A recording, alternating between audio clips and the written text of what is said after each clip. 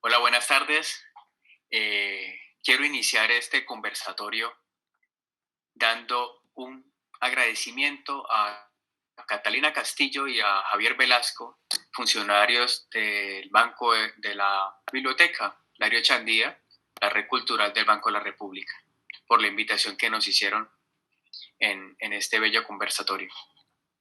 Muchas gracias, Mauricio. Buenas tardes. Yo soy Luis Gabriel Mesa y tengo el gusto de compartir en este espacio con Mauricio, un colega y pianista con quien vamos a tener la oportunidad de hablar sobre música de nuestro país y también, por supuesto, me uno a ese agradecimiento al área cultural del Banco de la República en su sede de Ibagué por habernos extendido este espacio para hablar con ustedes. Muchísimas gracias.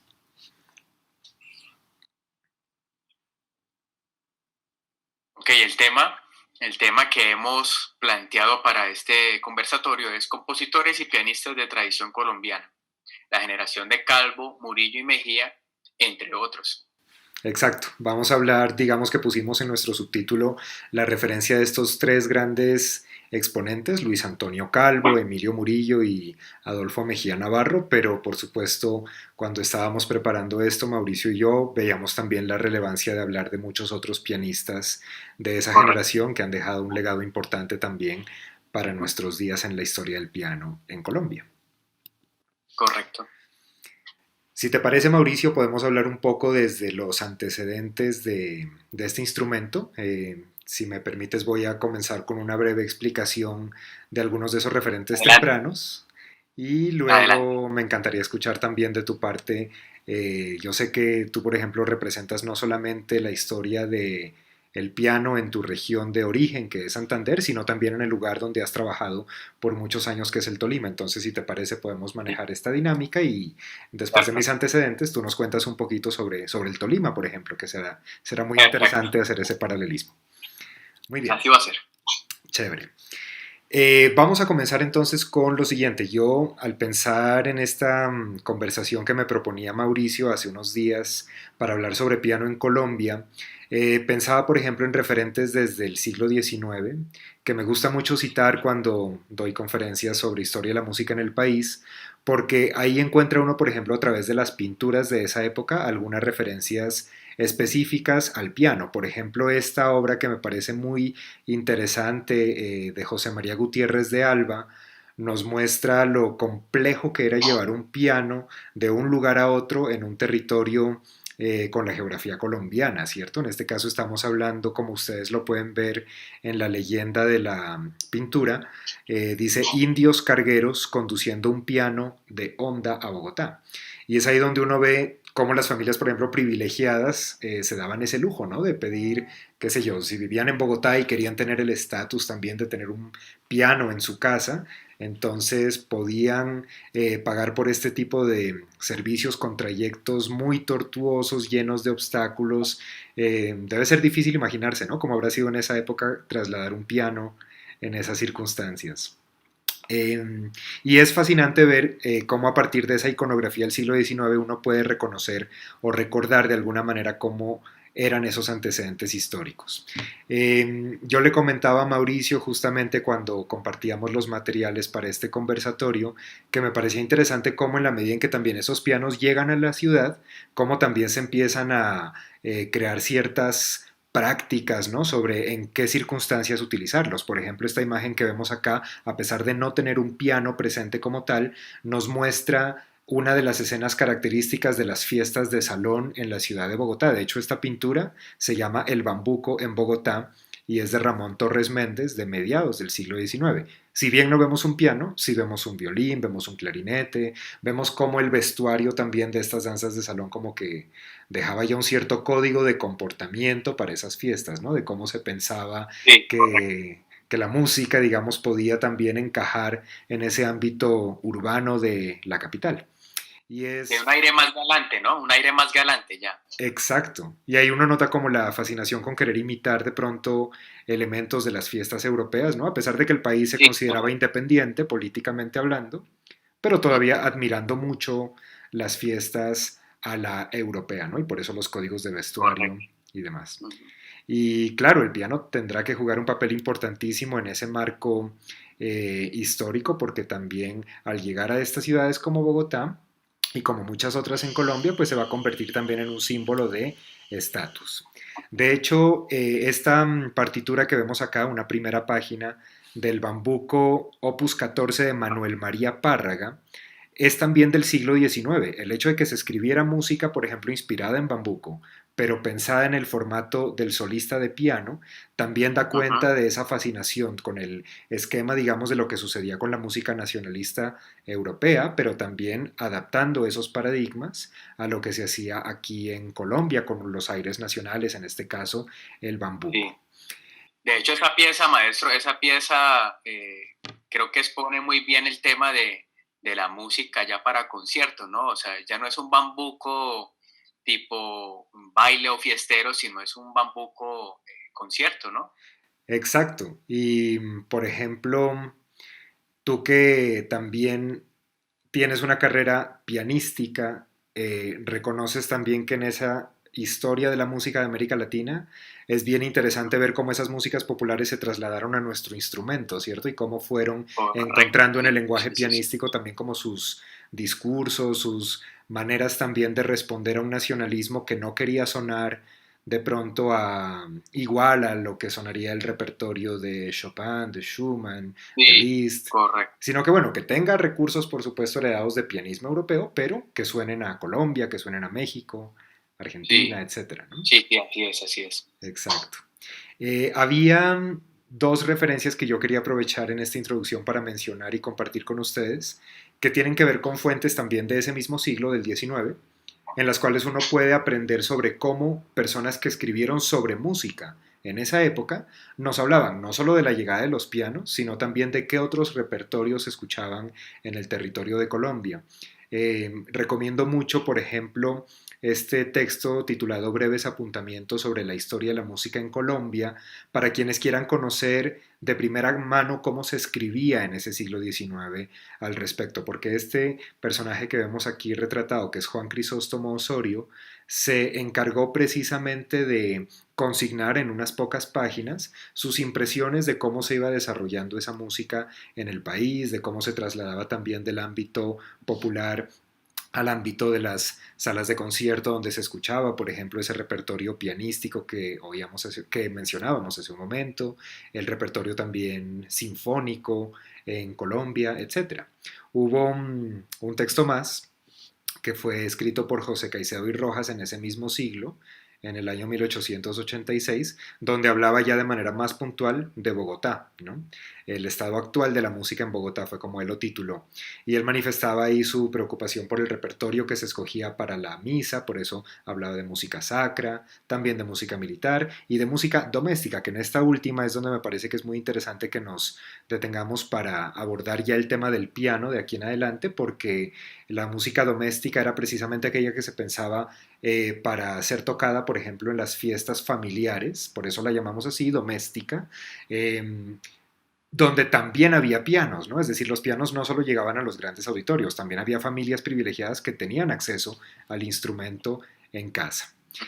Y en ese orden quisiera hacer alusión tan solo a un antecedente más que me parece que es clave para que le demos contexto a todo esto que vamos a discutir, y es que en medio de ese siglo XIX, donde ya algunos autores como Crisóstomo Osorio y Caicedo y Rojas han escrito sobre música, también se está institucionalizando la práctica y la enseñanza musical. Por eso creo que no podemos dejar de mencionar que fue en ese siglo cuando nació la primera Sociedad Filarmónica de Bogotá, que fundó Henry Price. Este era como el boceto de lo que habría sido su edificio, lo que nunca sucedió, ¿no? El diseño que se había pensado originalmente para que fuera sede oficial de la Filarmónica de Bogotá desde mediados del siglo XIX. Entonces me parece interesante porque hasta el momento, digamos, con este contexto, he querido introducir un poco más los aportes desde Bogotá, pero teniendo en cuenta que Bogotá a fin de cuentas terminaba siendo un centro urbano en el siglo XIX, que generaba un paradigma para que otras partes del país también iniciaran sus procesos de institucionalización, de crear sus conservatorios, de armar sus escuelas, sus propias filarmónicas, etcétera. Es aquí donde me Por, gustaría que, Mauricio, nos compartieras un poco desde tu experiencia en el Tolima, por ejemplo, que es otro de esos lugares emblemáticos en la historia de la música de nuestro país, porque ahí también nació otro de los conservatorios muy importantes de Colombia. sí, de hecho, muchas gracias. De hecho, la fecha de creación del Conservatorio del Tolima es muy cercana a la del Conservatorio Nacional de Música, ¿no? El conservatorio pues inició con una Escuela Nacional de Música en 1882, básicamente, pero tomó el nombre de conservatorio o se transformó en Conservatorio Nacional de Música hacia 1910.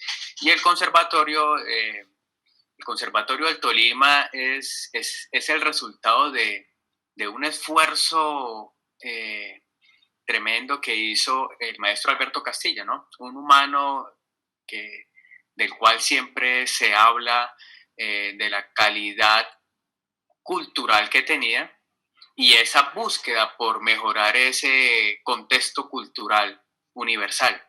De hecho, cuando impartió su viaje hacia la década del 50 fue precisamente buscando desarrollar esto tema cultural, ¿no? Musical y la pintura también le era de sus agrados. El conservatorio nace posterior a la Guerra de los Mil Días y fue precisamente como ese motor, la Guerra de los Mil Días, todo lo que conlleva o el post de una guerra, el poder por medio de la música de cierta manera transformar la sociedad, ¿no? Entonces, pues el maestro Castilla se dice que era una persona de gran influencia en Colombia, no solo en el Tolima, sino en Colombia, y por esa razón tenía gran cercanía con el gobierno.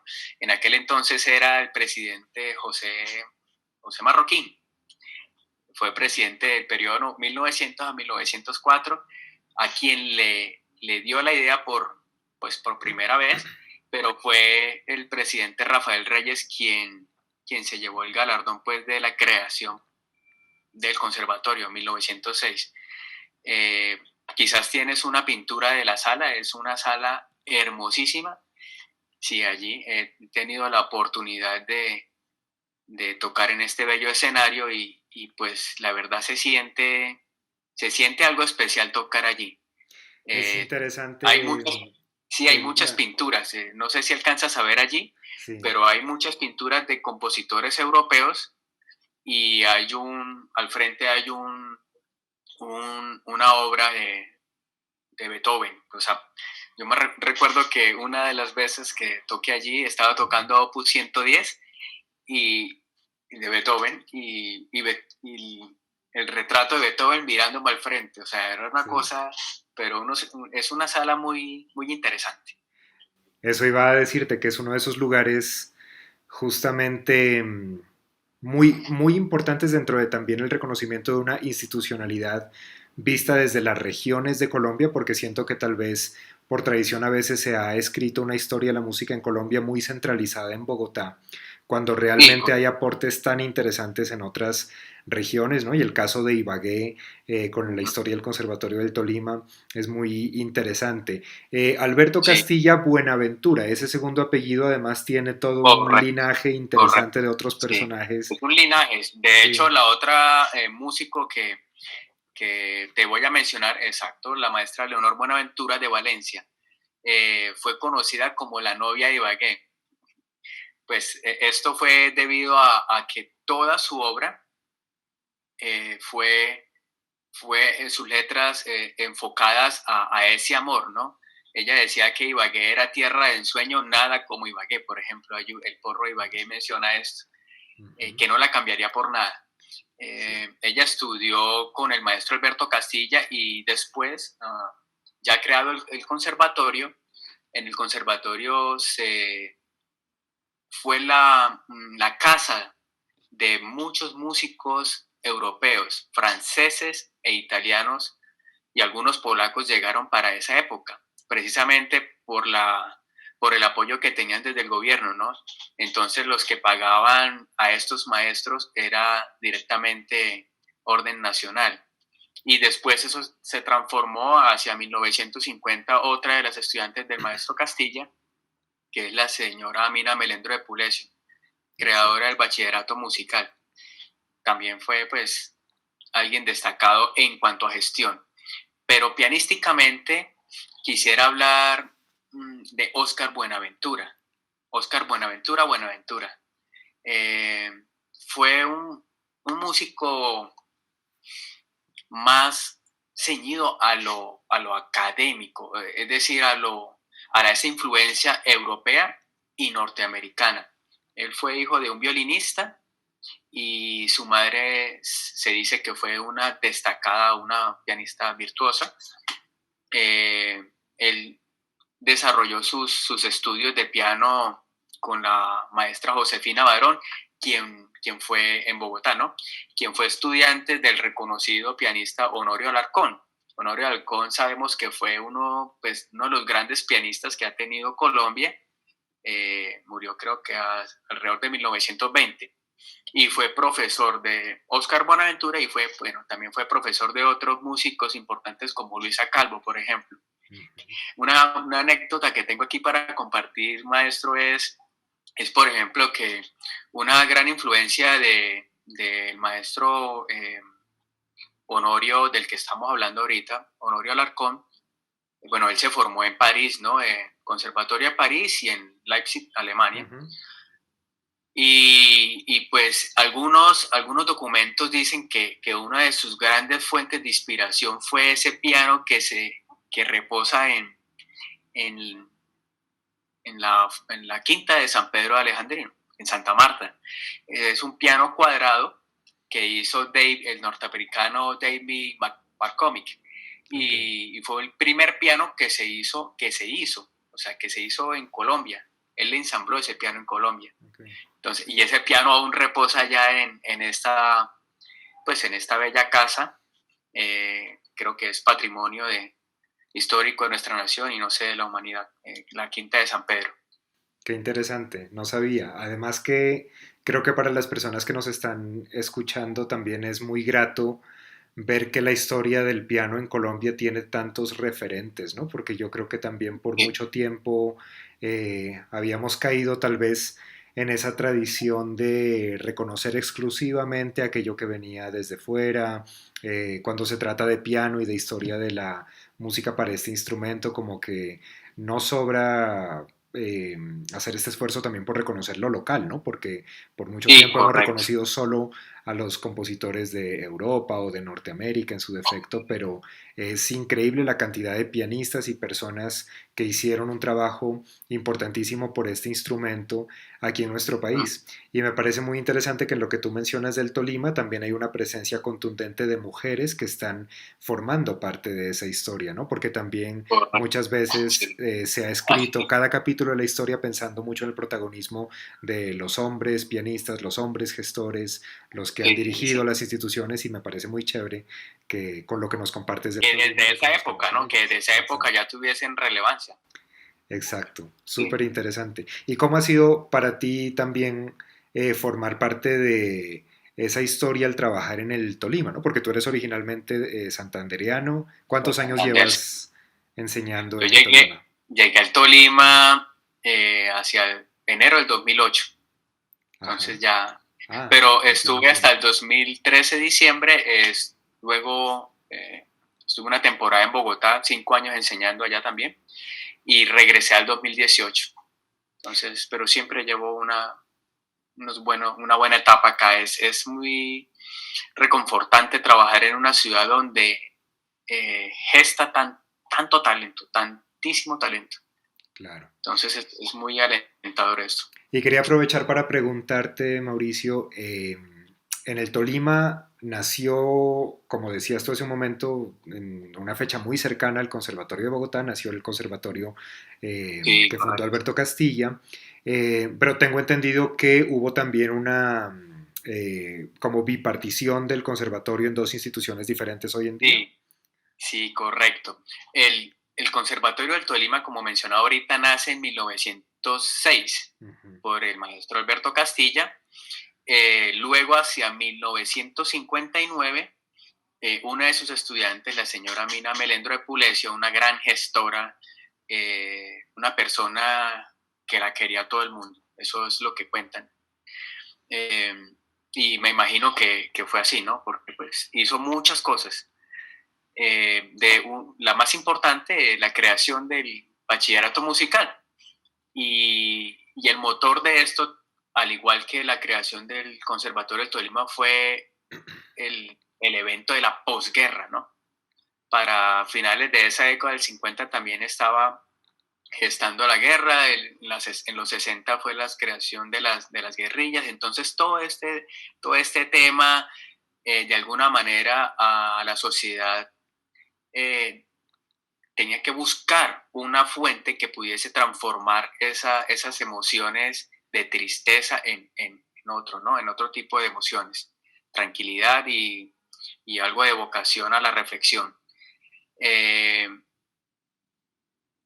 Hacia el 2095, no, perdón, 1995 se crea el programa de licenciatura en música.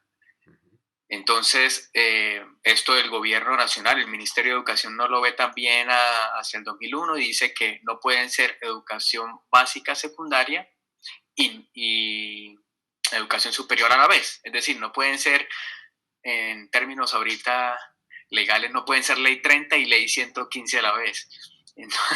Entonces, hacia el 2001 hubo esa bipartición, esa separación de estos dos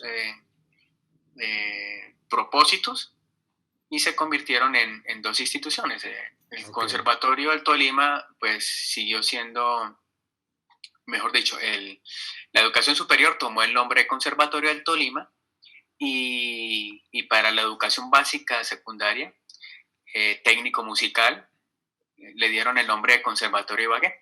Qué interesante porque además son muy pocos los referentes que tal vez uno podría encontrar de cómo una institución puede consagrarse a la formación temprana también de la Sí, música y correcto. representar, digamos, a toda una ciudad en ese sentido que se caracterice por fomentar ese tipo de formación musical, ¿no? Para los niños y los adolescentes también.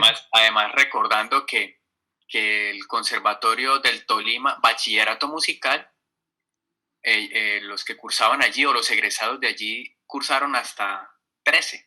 Ellos hacían 6, Ya. 7, 8, 9, 10, 11, 12, 13. Y algunos de los músicos actuales de la Filarmónica, de la Sinfónica, son egresados de ese conservatorio, ¿no? Del bachillerato musical, que hoy se llama Conservatorio Ibagué. Músicos importantes como el maestro Germán Gutiérrez, entre otros, que están en el exterior, son egresados del bachillerato musical. Me parece bien interesante que tengamos ese tipo de alternativas de formación en Colombia porque tal vez uno de los grandes problemas que generaron muchos paradigmas educativos desde tiempo atrás era que precisamente no se fomentara la educación temprana para los músicos, ¿no? Que si uno establece Correcto. también el paralelismo con los conservatorios en Europa, donde sí había históricamente muchas ramas del conservatorio que permitían que los niños, adolescentes fueran fortaleciendo su entrenamiento en música para luego llegar ya a la formación profesional y superior, eso Así es. generaba siempre una diferencia enorme con respecto a América Latina, la genera todavía en muchos contextos, ¿no? Entonces me Sí, así parece es. Así es. fascinante que en el caso del Tolima cuenten con antecedentes históricos de este tipo. De hecho, voy a aprovechar lo que estamos mencionando para profundizar un poco en ese aspecto, ¿no? Tú mencionabas hace un rato que en el caso de Bogotá, se habla de un conservatorio nacional desde 1910, porque antes tenía otro nombre, que era el de Academia Nacional de Música en 1882. Y ese Correcto. cambio de denominación lo debemos también a la gestión de Guillermo Uribe Holguín, que me parece interesante citarlo también, porque él fue uno de los Ah, personajes que generaron bastante controversia, ¿no? En su momento sí, sí, sí. histórico, por haber adoptado también un paradigma educativo que estaba muy enlazado con la formación que él mismo había recibido en París, puntualmente en la Schola Cantorum de París, ¿no? Que fue uno de los colombianos que llegaron a tener la oportunidad de estudiar en esa escuela. Y quería compartirles, me pareció interesante, ya que íbamos a mencionar este tema, una imagen una postal que yo encontré alguna vez cuando estaba haciendo investigación sobre esta historia de la educación musical colombiana, y que es una postal que nos muestra en la fotografía a Vincent Dandy, que fue uno de los cofundadores de esa Escola Cantorum en París y además profesor directo de Guillermo Uribe Holguín. Y en la parte del autógrafo que vemos abajo, en francés, le dice a mi alumno y amigo Guillermo Uribe, en memoria de sus años de estudio en la escuela con mucho afecto. Esto es del año 1910, que es el mismo año en el cual está Guillermo Uribe Holguín gestionando para que se implemente un nuevo plan de estudios en el Conservatorio Nacional de Música que desde ahora, desde ese año, tomaría ese nombre, ¿no? Entonces me parece bien interesante porque inevitablemente al hablar de historia de la música y de la educación musical en Ujú. Colombia, uno tiene que hablar también de estas figuras como Uribe Holguín, que también al haber tenido la oportunidad de estudiar por fuera, trajeron otro tipo de insumos para esos paradigmas. Sí, correcto. Algunos muy positivos, otros que generaron muchas discusiones. Ujú. Ex- Correcto, sí, señora, así fue. Este, esta imagen que vemos acá, de hecho, corresponde tal vez a una de las discusiones que uno generalmente tiene al hablar de Uribe Holguín, ¿no? Y es que él a veces se resistía mucho en su discurso a que se implementara formación en músicas colombianas, por ejemplo, en el conservatorio, pero él mismo, Sí, siendo colombiano, no deja de escribir en un lenguaje que puede categorizarse como parte del nacionalismo musical del país. Por ejemplo, los correcto. 300 trozos sobre el sentimiento popular colombiano, 300 trozos para piano, muestran, por ejemplo, vestigios de bambuco, de aires nacionales que de alguna manera nos muestran que Uribe Holguín, a su manera, también quería penetrar en ese movimiento nacionalista, ¿cierto? Sí, quizá la imagen del maestro Holguín cambió rotundamente fue hacia 1924, ¿no? Que fue el año que obtuvo un premio de composición por la, si no recuerdo, es Sinfonía del La Terruño, la Sinfonía del Sinfonía. Terruño, sí, Sí, correcto. Entonces, 1924, claro. creo que esto fue un tema muy controversial para esa época. Exacto, además porque había músicos, de hecho tú mencionabas hace un rato a Honorio Alarcón, que venían también con otros paradigmas, ¿no? Por ejemplo, Honorio Alarcón fue otro de los que tuvieron la oportunidad de estudiar en el exterior y también en París, Sí, pero también, por correcto. ejemplo, él estudió en Leipzig, entonces él traía otro tipo de herramientas pedagógicas de la escuela alemana y Dos eso, escuelas. exacto, eso también como que generaba debate porque Uribe Holguín, según se reseña históricamente, pues parecía tener como una estrategia muy puntual con respecto al modelo con el que él se había formado en el marco francés y eso de pronto generaba a veces un hermetismo que le impedía poner en diálogo su perspectiva con la de otros paradigmas del momento. No. Uno de los grandes rivales, uno podría decir, en medio de ese debate es Emilio Murillo, ¿cierto? Sí, o ¿cómo se dice? Sí, no sé si rivalizas a la palabra, pero contendores, no Uh -huh. sé, o opositores, más Sí. bien. Uh -huh. Emilio Murillo, un músico bogotano, ¿no? Nació hacia 1880. He visto en Creo que fue algunas el... fuentes nacido en Guateque, Boyacá, y en otras nacido en Ah, Bogotá. Nunca he tenido como la claridad completa, pero sí he visto también que aparece en algunas biografías como bogotano. sí, como bogotano, sí. Bueno, este músico creo que se le distingue o se le reconoce por, por ese sentido de querer defender lo que para aquella época era una gran dicotomía, ¿no? Si universalismo o nacionalismo. Uh -huh. Y pues, bueno, abriendo un paréntesis aquí un poco, como hablábamos hace un momento, pues es importante darle esa fase de nutrición que nos dio a nuestras músicas el universalismo, ¿no?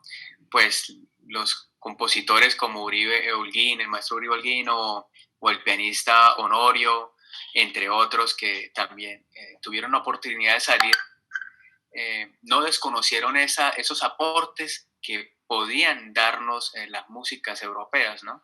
Ujú. O la música académica, varios de ellos, maestro Emilio Murillo, por ejemplo, sus danzas, su polka, su mazurca, es muy de influencia europea. Hacia allí quería llevar esto porque por más que se quisiera desconocer eh, ese aporte, era prácticamente que un valor intrínseco que ya se llevaba, ¿no?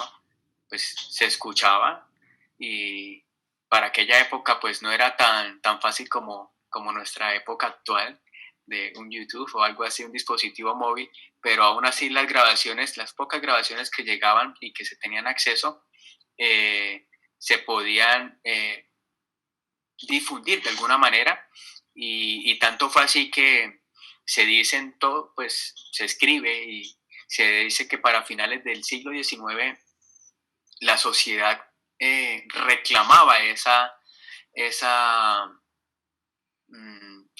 música pianística al estilo de Franz Liszt o Chopin, pero eh, ya en nuestra identidad cultural, ¿no? Entonces, Emilio Murillo fue un defensor del nacionalismo. Eh, él en sus, bueno, tiene algunas primeras creaciones que fueron denominadas como para música de salón, música de cámara, y donde retomó el tema de los valses, mazurcas y polcas que eran muy influenciadas del continente europeo.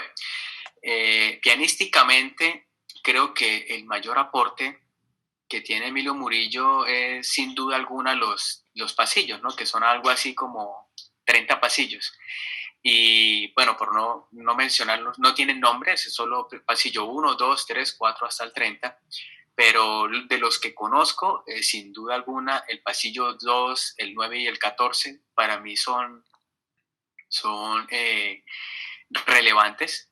El pasillo 2, por ejemplo, nos muestra, no sé si lo recuerdas, pero en la parte de la mano izquierda tiene una influencia de lo que se conocía ya como el ragtime, ¿no? Los inicios del jazz.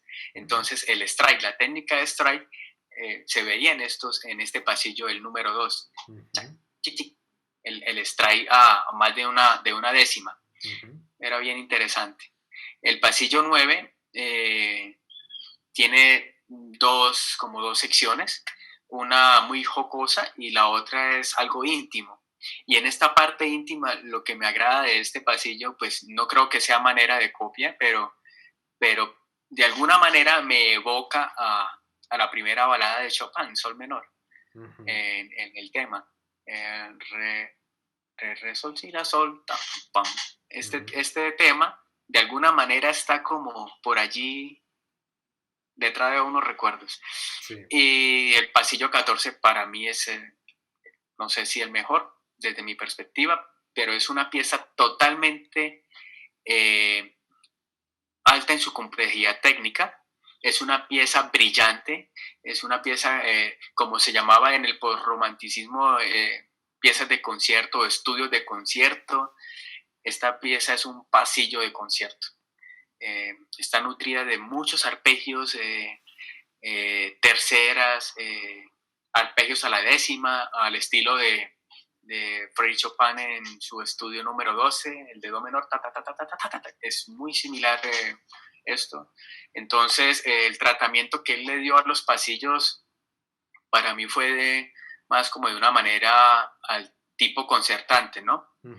Y la obra, pues, sin embargo, dejó un legado importante que se remonta en los bambucos cantados, tal como la cabaña y el otro que no recuerdo ahorita, el guatecano se llama, Ujú. guatecano. Sí, que además me parece muy interesante que cuando estás hablando de pianismo, en el caso de Emilio Murillo, Ujú. tenemos ahí un referente que marca una distinción importante frente a muchas partituras de esta época, de principios del siglo XX, en las cuales de Ujú. pronto uno encuentra a veces que el material escrito en la partitura parecería ser destinado al piano, porque encontramos como el esquema típico pues de una clave de sol y una clave de fa para las manos derecha e izquierda respectivamente, Sí, pero que correcto. realmente no son para piano, ¿no? Es decir, muchas partituras que uno encuentra de pasillos, bambucos, de esa transición del 19 al 20 que se presentaban como reducción para piano, para que sea fácil también hacerle una adaptación a partir de esa referencia a otros formatos, como el de estudiantina o el de muchas otras combinaciones instrumentales, pero que a veces se confunde y se piensa que estaban escritas para piano y muchas veces uno escucha los comentarios tal vez prejuiciosos con respecto a esas partituras, ¿no? Como decir, no, es que en Colombia no se escribía buena música para piano a principios del siglo XX, cuando no ese es el caso. Aquí estás hablando tú No, de un referente contundente de un pianismo que sí es muy sí, idiomático para el instrumento como sí, el de Emilio Murillo. así fue. Y otro de los aportes de Emilio Murillo, bueno, yo creo que fue una persona también muy inteligente, ¿no? Él tenía claro que para aquella época tenía que aprovechar ese boom del querer, lo que reclamaba esa sociedad eh, en la posguerra, ¿no? Después de esta guerra que finalizó en 1902, la guerra de los mil días, y fue el boom de la industria musical, por decirlo de alguna manera, ¿no? Creo que fue el primer músico en hacer grabaciones, de hecho grabó hacia 1910, viajó a Nueva York y como era un músico de buenas relaciones también eh, gubernamentales, hizo para el primer centenario de la independencia, hicieron unas grabaciones en Nueva York. Eh, bueno, esto lo hizo junto a, recuerdo que en alguna conferencia que el maestro Alberto dio, decía que lo hizo junto a músicos de la capilla, de lo que en ese momento era capilla, conocemos como la catedral, los músicos de la catedral y los músicos del recién inaugurado Conservatorio Nacional de Música. Uh -huh. Además Entonces, que, sí, fue como muy emotivo eso también, ¿no? Como que sentó un paradigma uh -huh. de lo que empezó a ser la música para piano y sus grabaciones, ¿no? Sí, que me parece interesante además que no solo coincide con el surgimiento del Conservatorio Nacional esta época, sino además con lo que tú mencionas de la historia de las grabaciones sonoras, ¿no? Son músicos que están viviendo el cambio del siglo XIX al XX y por lo tanto se están enfrentando también a un nuevo panorama en términos de divulgación, circulación de la música a través de la industria discográfica, que es algo importantísimo para resaltar en esa generación. Correcto, correcto. A mí me parecía interesante, ya que estábamos hablando de Emilio Murillo, complementar un poco esta información del nacionalismo con algunas caricaturas que también se publicaban en esas primeras décadas del siglo XX y que nos muestran lo que representaban estos personajes no solo como músicos, sino también como representaciones de esa bandera patriótica de Colombia, ¿no? Como de defender lo nuestro, lo colombiano. Por ejemplo, esta de Ricardo Rendón, que nos muestra a Emilio Murillo en una posición que claramente los colombianos podemos identificar como jugando tejo o turmequé, y Sí. está jugando tejo con un disco donde uno alcanza a leer que dice Murillo, Bambuco, precisamente como mostrándonos esos distintos símbolos que representaban el orgullo de ser colombiano, la música de Emilio Murillo, el hecho de que la música colombiana ya se estuviera grabando a principios del siglo XX, el juego del turmequé o tejo. De hecho, me pareció súper Ujú. interesante encontrar que en los años 30 aparecían publicidades como esta, donde decía Emilio Murillo recomienda a ustedes el deporte tejo. O sea, son casi como íconos estos El personajes deporte nacional, sí, del sí. Y deporte la música nacional, claro. nacional, sí. Era muy Exactamente. ligado. Sí. Entonces es súper interesante cómo se van convirtiendo en, sí, en banderas de la identidad colombiana estos compositores, ¿cierto? Estos personajes. Y Así esta fue. otra que me pareció también interesante, también de los años 30 y de Ricardo Rendón también, en la cual uno puede ver el Cerro de Monserrate, al lado el de Guadalupe, y claramente un Beethoven, ¿no? Lo reconocemos por sus facciones y su pelo, pero Sí, tocando sí, un tiple y con una viñeta que dice tiplecito de mi vida, ¿no? También queriendo mostrar esa Sí, sí, sí. relación o esa búsqueda constante de justificar con una raíz europea, en este caso el legado de Beethoven, la música alemana, justificar a veces el discurso nacionalista en la música de Colombia, un poco como una sátira a esa contradicción a veces, ¿no? Como de Sí, ser sí, sí, correcto. nacionalistas, pero nunca dejar de admirar profundamente la raíz europea de muchas cosas. Y, Así fue. y se nota también aquí en los personajes de la izquierda, ¿no? Donde los vemos también jugando turmeque o tejo, pero con sus atuendos característicos de la antigüedad clásica, ¿no? Entonces es otra Ujú. sátira a ese tipo de contradicciones. Em, ¿Qué podríamos decir de pronto sobre este otro compositor, Adolfo Adolfo Mejía Mejía. Navarro? Adolfo Mejía Navarro, bueno, eh, sin duda también otro gran músico que dejó una gran huella eh, al pianismo, y no solo al pianismo, sino también a la música sinfónica, ¿cierto? Sí. Data de 1905, nació en Cincé y muere en Cartagena. De hecho, por eso creo que los cartageneros o la ciudad le ha acogido como si fuese un hijo adoptivo de Cartagena. Mm, Eh, el Conservatorio de Bellas Artes, conservatorio, ahora le llaman eh, Bellas Artes, Conservatorio Adolfo Mejía, ujú, y, y el sitio de conciertos que se llamaba Pedro Heredia, ahora sí. se llama Adolfo Mejía. Sí, y fue en Cartagena Eh, donde él estudió también gran parte de su sí, formación exacto. musical viene de Fue allá, donde ¿no? llegó a hacer sus primeros pinos musicales, y donde se dice que allí tuvo sus primeros profesor de piano. Los primeros profesores fue Juan de Santis y Simón J. Vélez. Y Simón J. Vélez, recordemos que fue un músico que tuvo la oportunidad de estudiar pues de una familia con estabilidad económica, y pudo estudiar en Italia. Pero esta base de fundamento técnico, pues la vivió Adolfo Mejía unos años, creo que fue más o menos del 16 hacia el 22, que él estuvo con este profesor, pero hacia el 22 él necesitaba algo más. Él estaba en la búsqueda de ese algo, de una exploración que quería para la que quería impregnar su música. Entonces fue allí cuando él viajó a los Estados Unidos, viaja a Nueva York, ¿no?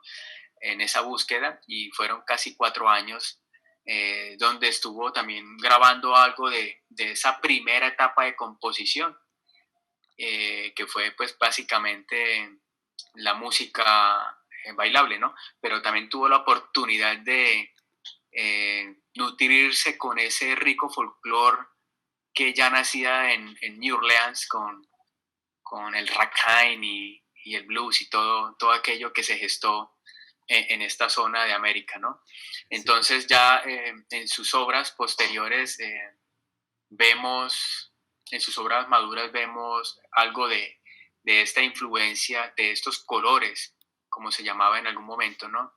De estos colores. Sí, que de hecho es muy interesante ya que mencionas esa dimensión internacional, ¿no? De alguien como Adolfo Mejía, todo lo que Uh -huh. nutre su propuesta compositiva de esas diferentes experiencias que tuvo dentro de Colombia, pero también fuera del país. Me parecía interesante mostrar también esta imagen de Sí. la Jazz Band Lord Dewey, donde uno puede ver la participación de estos músicos colombianos y entre ellos Adolfo Mejía al piano, con estas diferentes influencias que empiezan a llegar también con la discografía de Estados Unidos, con el modelo de la jazz Okay. band estadounidense, etcétera. Y en la diapositiva anterior veíamos también su carnet de estudiante de cuando estudió en París, ¿no? Porque él fue también alguien que tuvo la oportunidad, lástima que le agarró la Segunda Guerra Mundial y Sí, correcto. tuvo que perder, digamos, su proceso de continuidad educándose, Sí, ¿no? En el 39. Pero sí, interesante de que... hecho creo que Uh-huh, eso se debe, bueno, el viaje a Francia, el poder estudiar con la maestra Nadia Boulanger, que fue uh-huh, una gran profesora de teoría y composición. De hecho, el maestro Francisco Sumán, que es otro de nuestros compositores que estuvo muchos años al lado de ella como formadora. Pero bueno, volviendo al tema de Mejía, fue hacia 1930 38, que él ganó un premio, si mal no recuerdo, se llamaba el premio Ezequiel Bernal. Uh-huh. Y fue con la suite breve, ¿no?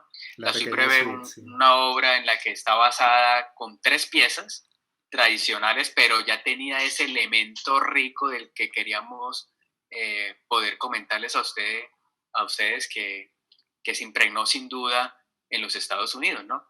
En la primera es un bambuco, en el segundo un torbellino y con marcha, y en el tercero viene una cumbia, pero como les comento, allí hay mucho color de las raíces o influencias del jazz. Además que es interesantísimo que estamos hablando de 1938, una época en la cual un ritmo como la cumbia no era bien recibido en muchos círculos sociales de la música, que pensaba también desde un cierto elitismo, que el nacionalismo colombiano supuestamente se tenía que hacer casi que exclusivamente en función de referencias andinas, y que Adolfo Mejía meta la referencia del Caribe con la cumbia en su pequeña suite, pues es algo fantástico, ¿no? Que no tiene precedentes en ese sentido, muy interesante. Totalmente. Otro de los grandes exponentes también de esa generación fue Antonio María Valencia, y era necesario mencionarlo también porque, bueno, por una parte representa otra parte del país que no habíamos profundizado, que es la ciudad de Cali, pero además Antonio María Valencia, al igual que Guillermo Uribe Holguín, también tiene la oportunidad de cursar un plan de estudios en la Schola Cantorum de París. Lo interesante, y a mí me parece fascinante cómo cada uno de estos individuos tenía su propia manera de entender sus procesos formativos y luego de trasladar lo que aprendieron a Colombia, ¿no? Porque cuando él vuelve a Colombia no necesariamente tiene, digamos que tanta química con lo que está haciendo Guillermo Uribe Holguín en el Conservatorio Nacional aquí en Bogotá, y se va a generar también otra de esas disidencias, ¿no? De cómo manejar la educación. De hecho, Guillermo Uribe Holguín pues tuvo un momento bastante difícil en los 30 cuando Antonio María Valencia escribió los famosos apuntes que criticaban el sistema formativo del conservatorio, ¿no? Guillermo Uribe Holguín se sintió fuertemente atacado por eso, ¿no? Que son los famosos apuntes de Valencia del año 1932. Pero es interesante cómo eso también lo motiva a él a volver a su ciudad y cofundar en Cali el conservatorio que ahora es parte de Bellas Artes también en esa ciudad, ¿no? En la capital del Valle. Entonces, muy interesante cómo además de ser compositores y pianistas, fueron grandes gestores de la historia de la educación musical, que eso es algo determinante, ¿no? Es decir, necesitábamos a estos personajes también para ir construyendo fase tras fase esa historia de la educación musical en Colombia. Bueno, quisiera, Mauricio, aprovechar, porque no todos los días tenemos esta oportunidad de hablar entre músicos de diferentes regiones, y me parece muy chévere que vengamos de los dos extremos de la región andina. Tú vienes del Gran Santander y yo de Nariño. Entonces quería que nos cuentes un poquito sobre esos pianistas de esa región que cubre los departamentos del norte de Santander y Santander. Ok, sí, claro que sí. ¿Quién tenemos? Oriol Rangel, claro. Oriol Rangel sin duda fue un pianista, o bueno, un gran músico, porque aparte de pianista tocaba algunos instrumentos de viento, ¿no? Y uno de su mayor legado fue un conjunto que tuvo de cámara, en el que incursionaron, imagínense, ese conjunto, los integrantes, Oriol Rangel, Jesús Pinzón Urrea, Jaime Llaner González y José Morales. Y de hecho creo que el primo de Oriol Rangel también hacía, no recuerdo el nombre, Héctor Rangel creo que se llamaba el primo de Oriol. Ese era el quinteto, que de hecho tuvo gran acogida a nivel nacional y también tuvieron salida internacional. ¿Qué otro tenemos allí? Luis Antonio Calvo, bueno, Luis Antonio Calvo hay mucho de qué hablar, el compositor, ¿no? Fue un músico, bueno, primero nació en una cuna humilde, es de Gambita, Santander, pero sus primeros o sus inicios musicales no se dieron allí. Él tuvo que salir de Gambita a temprana edad y viajó a la ciudad de Tuna. Fue allí donde tuvo esa intensa pero limitada formación musical. que la inició con prácticamente desde las bandas, ¿no? Tocaba el bombo, el platillo, el bombardino, y pues su primera lección de piano fue allí también, a manera de asistente, con eh, Tomás Posada, se llamaba, un pianista célebre de aquella época, que si mal no recuerdo también había sido estudiante de Honorio Alarcón. O sea, esos, Son como nos una damos cadena, cuenta ¿no? que Todos se van todo está enlazando. como, todo está entrelazado, sí, correcto. Sí, Y es hacia 1905 cuando Luis Antonio Calvo viaja a Bogotá, a, a la Academia Nacional de Música, porque pues recordemos que fue hasta 1910 que tomó el nombre de conservatorio, y allí estudió con Rafael Vázquez y posteriormente con Uribe Holguín, sí, composición, y piano estudió con el maestro Honorio Alarcón. sí. Me parece súper Eh, interesante añadir, ya que estamos hablando de Luis Antonio Calvo, para las personas que nos están escuchando y quieran conocer más sobre este compositor, hay un trabajo extraordinario que se llama Dolor que canta, por parte de un musicólogo muy importante de nuestro país que es Sergio Ospina. Sergio Espina, Entonces, muy bien, sí. recomendadísimo. Creo que de hecho está a punto de salir o ya salió un nuevo tiraje de ese libro que se agotó rápidamente en su primera edición. Entonces, Correcto. recomendadísimo para conocer más de Luis Antonio Calvo. De hecho antes de que pasemos a Jesús Pinzón Urrea, precisamente en ese libro, en el capítulo 5, es donde Sergio Espina menciona toda la influencia y formación que tuvo el compositor. Y pues allí básicamente él menciona la tradición pianística del que se dio en la segunda mitad del siglo XIX de Europa, pero además la tradición orquestal de César Franck, Camille Saint-Saëns y Debussy. De hecho, en Debussy quería poner un ejemplo, ¿no? Conocemos el arabesco de Debussy, es muy comparado con el arabesco de nuestro compositor Calvo, ¿no? Emana como esa sensación de arpa, ¿no? De hecho, Sí, fue dedicado a un arpista, Nicanor, creo que se llama.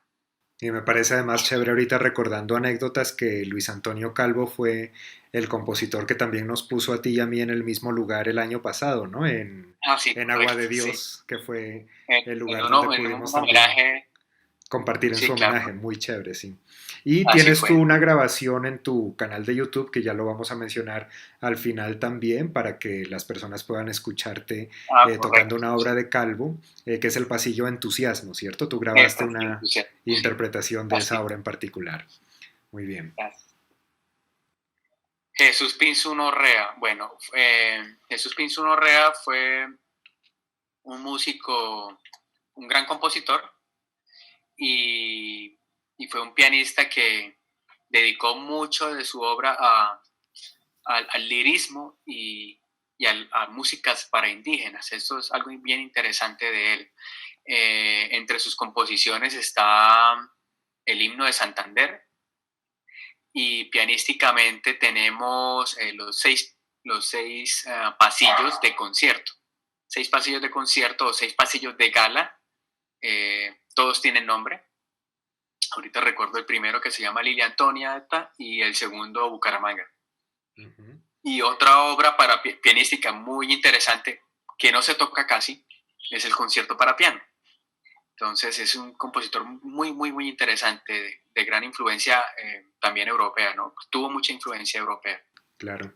Y me parece bien interesante que haya sido uno de los colombianos que se acercaron al indigenismo musical, como tú lo mencionabas, ¿no? A utilizar textos indígenas también para mostrar otro tipo de acercamiento a un nacionalismo que en el caso de Colombia fue muy diferente al de otras partes de América Latina, ¿no? Porque, por ejemplo, la Correcto. aproximación indigenista tal vez era muy fuerte incluso desde principios del siglo XX en países como Perú, Bolivia, México, pero en Colombia es a veces más difícil ubicar esos referentes de compositores que hayan consagrado parte de su obra a las alusiones indígenas y a la poesía en lenguas indígenas y me parece muy interesante que Jesús Pinzón Urrea haya sido justamente uno de ellos. Sí. Lo que mencionas me parece muy interesante, maestro, del contexto que se dio, que se gestó la música, porque pues podemos recordar que el pasillo, que de hecho es considerado como un gran bastión de nuestra nación, ¿no? O sea, un gran referente en nuestra música, Uh -huh. lo compartimos de cierta manera con Ecuador, ¿no? Pero su carácter es muy, muy diferente. El carácter del pasillo ecuatoriano es algo un poco más, no sé cómo mencionarlo, un poco más pasivo. Sus tempos son un poco más lentos que el carácter de un pasillo fiestero que comúnmente tenemos aquí en Colombia, ¿no? Entonces, lo que mencionabas de lo que pasaba en cada país, de alguna manera reflejó el carácter de las músicas. Exacto. Sí, muy interesante. Em, Bueno, ahora maestro, ya hablamos un poco de mi tierra, Ujú, de mis dos tierras, de Santander y Tolima.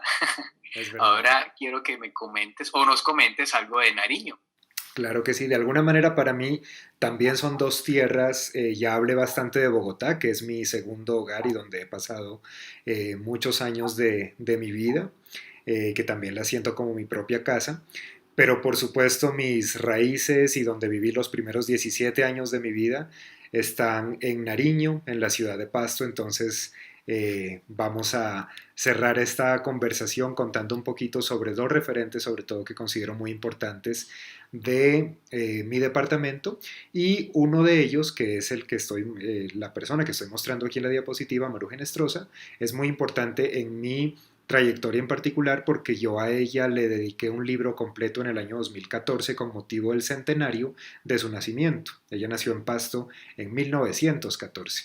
Y ese libro que se llamó Maruja Inestrosa, la identidad nariñense a través de su piano, para mí representó un ejercicio muy importante de reconocimiento del repertorio pianístico hecho desde Nariño, porque volviendo a lo que discutíamos hace un momento de cómo a veces los referentes que utilizamos en la historia del piano en América Latina tienden con mucha persistencia a ser foráneos, para mí encontrarme con un repertorio de una pastusa que se hubiera dedicado en su trayectoria completa a escribir para el instrumento fantasías, tangos, boleros, pasillos, bambucos, San Juanito, volviendo a lo del vínculo con Ecuador, ¿no? Ella escribió un San Juanito muy lindo para voz y piano que se llama Yaguarcocha, inspirado en un lugar de la geografía ecuatoriana, en un lago. Escribió cueca chilena, una ranchera mexicana, o sea, tantas cosas tan distintas que para mí fue todo un descubrimiento poder explorar sus distintas composiciones y reconocer también esa versatilidad de nuestros compositores colombianos. Y volviendo cuando tú nos hablabas en el Tolima de la presencia de las mujeres en la historia del piano, de la composición y de la gestión, a mí me parece que para el caso de los nariñenses, Maruja y Nestrosa es nuestro orgullo también en representación del papel de las mujeres en la música, ¿no? Entonces creo que también es un referente que vale mucho la pena destacar. Y que además tuvo un impacto contundente no solamente en Nariño, sino en otras partes del país. Esta imagen que tengo acá es de los años 90 de uno de los últimos conciertos públicos que ella ofreció en el año 92 en el Teatro Colón. Entonces, ese fue Bueno, un homenaje. interesante maestro ahí Sí, que se ve que está tocando de memoria a una edad avanzada, ¿no? sí, ella hasta edad muy avanzada siguió dando conciertos públicos y de memoria también, teniendo en cuenta que ella en muchos recitales eh, optaba por mostrar su propia obra compositiva. Entonces, en este homenaje en Claro. particular, ella estaba tocando eh, pasillos que fueron muy famosos en su carrera, como el cafetero, que era como lo que todo el mundo conocía. Siempre que ella tocaba, le pedían el cafetero, ¿no? Era como que no podía faltar esa obra, que además es su primera composición, la hizo cuando tenía 14 años de edad.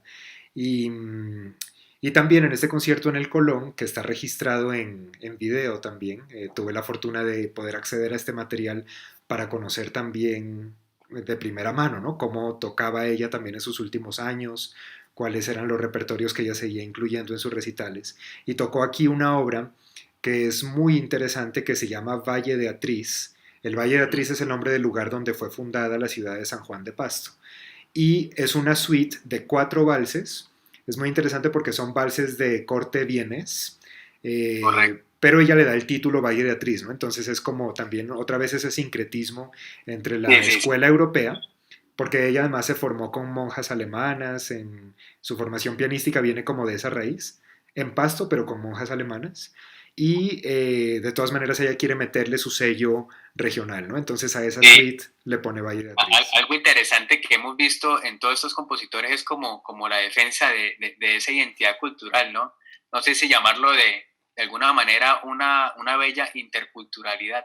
Claro, porque en últimas termina siendo parte de esa historia tan diversa que tenemos los latinoamericanos, ¿no? Donde, como tú Así decías hace es. un momento, no se pretende desconocer el legado que hemos recibido de Europa desde el marco de la colonia, sino más bien ponerlo en diálogo con aquellos elementos que también son representativos de nuestra identidad latinoamericana, donde están presentes las vertientes indígena, africana, europea, en un sincretismo constante, ¿no? Yo creo que referente a los compositores que hemos mencionado, con su lenguaje nacionalista a través del piano, es un buen ejemplo de ello. Me parecía interesante también, aunque no es nariñense la persona que vemos a la derecha, sino vallecaucana, mencionarla aquí también, Ruth Marulanda, porque ella fue muy cercana a Maruja Inestrosa. Ha sido otra de las pianistas que han mantenido vivo ese lenguaje de un pianismo de sonoridad muy colombiana, tocando pasillos, bambucos, fantasías, distintos tipos de obras en el instrumento y que ha influenciado mucho a nuevas generaciones también. No, exactamente, ese tema es muy importante, que ha influenciado mucho a generaciones tan importantes como, y compositores tan importantes como Germán Darío Pérez, ¿no? De nuestra Exactamente, actualidad, totalmente. que, pues, quien fue su maestra. Y algo muy importante también de la maestra Marulanda es ese lado pedagógico que tuvo, ¿no? Sí, así es. Que ha tenido. Y puse justamente ahí esa fecha al pie derecho, 2 de octubre de 1985, porque esa fecha corresponde al programa de mano que estamos viendo a la izquierda de la diapositiva, que fue un concierto para la Biblioteca Luis Ángel Arango en Bogotá. Y la imagen que vemos ahí como portada en ese programa de mano no es de Ruth Marulanda, sino de Maruja Inestrosa. Fue un homenaje que le rindió Ruth Marulanda tocando las obras de Maruja. Entonces a Ruth Marulanda también le debemos gran parte de esa divulgación que tuvo la obra de Maruja en otras partes y escenarios de Colombia. Entonces me parecía interesante resaltarlo. Y no podría dejar de mencionar también a uno de los compositores muy prolíficos de Pasto también, que falleció hace poco, en el año 2011, que fue Javier Fajardo Chávez. Me parece que es interesante señalarlo porque de pronto los nariñenses, los músicos nariñenses tenemos muchas referencias en torno a su obra y algunos tuvimos la oportunidad de conocerlo personalmente. Yo cuando era niño tomé un par de clases con él, un par de clases magistrales, pero fuera de Nariño se conoce poco y ha sido otro de esos pianistas que, por ejemplo, han involucrado en su lenguaje compositivo aires como el son sureño, el huayno, que también une mucho la tradición de los gustos de la música andina de los nariñenses con música procedente del Perú, por ejemplo, y también del Ecuador, pasillos, bambucos. Él escribió, por ejemplo, la suite andino-nariñense para piano, donde cada uno de los movimientos tiene que ver con distintas referencias de danzas regionales o de los países vecinos también, porque la música que escuchamos en Nariño tiene mucha influencia de Ecuador, Perú y Bolivia, entonces eso también a veces se entiende como lenguajes propios que a nosotros también nos representan y que Javier Fajardo Chávez supo transmitir de manera muy elocuente a través de sus composiciones, entonces vale mucho la pena Sí. conocerlo, sé que todavía es difícil encontrar el grueso de sus obras en Internet, pero ojalá que esa sea otra de las labores de nuevos investigadores en Nariño o de otras partes del país que se interesen por explorar ese repertorio pianístico que se ha escrito en la historia de Pasto. Muy bien, pues yo creo que hemos llegado al cierre de nuestro conversatorio, Sí. Mauricio. Te agradezco muchísimo por Bueno, haberme convocado, porque fuiste tú quien me no, invitó a este espacio. con todo gusto y creo que el conversatorio ha tomado una dirección tan interesante que yo creo que a los que han podido presenciarla, de alguna manera ha podido aclarar algunas dudas o lo más interesante sería que hubiese podido generar esa intriga por la exploración, ¿no? Como tú mencionas ahorita el compositor, necesitamos más músicos que se interesen por el rescate de aquellos compositores que pues de cierta manera van perdiendo relevancia ante otros entornos y otras músicas actuales. Entonces, creo que es significativo poder tener esas ganas de reanimar o de poder traer a nuestros contextos esas músicas muy valiosas y esos compositores. Exactamente. Y quería aprovechar para invitar a las personas que nos están escuchando para que visiten nuestros dos canales de YouTube, buscando nuestros nombres Mauricio Hernández Cala y Luis Gabriel Mesa Martínez, porque tenemos en estas plataformas distintos materiales de video donde hemos podido mostrar también nuestro acercamiento interpretativo a estos compositores. Hace un momento mencionábamos que Mauricio tiene una grabación del Pasillo Entusiasmo de Luis Antonio Calvo, y yo en mi canal tengo también lo que he grabado de Maruja Inestrosa a través de la investigación que he desarrollado en los últimos años. Lo mismo también en esta página web, que es mi página oficial. Ahí pueden encontrar algunos de los textos, de hecho los primeros capítulos de los libros que yo he publicado sobre Maruja Inestrosa y Luis Enrique Nieto, que fue otro compositor de Nariño también, los pueden descargar sin costo en esta plataforma que es mesamartinez.com. Nuevamente mil gracias a la sede de Ibagué del Banco de la República. Ha sido un placer enorme compartir esta conversación con Mauricio y ojalá que tengamos más oportunidades de seguir profundizando sobre este tema tan interesante como es el piano en Colombia. Mil gracias, Mauricio, Así es. por No, conversar con todo conmigo. gusto. De nuevo agradecer a Catalina y a Javier, eh, en, que son funcionarios de la Red Cultural de Bibliotecas del Banco de la República, seccional Ibagué. Muchas gracias y espero poder tener otra enriquecedora conversación con músicos tan importantes como el maestro Luis Mesa. Muchísimas gracias. Hasta pronto. Hasta pronto. Chao.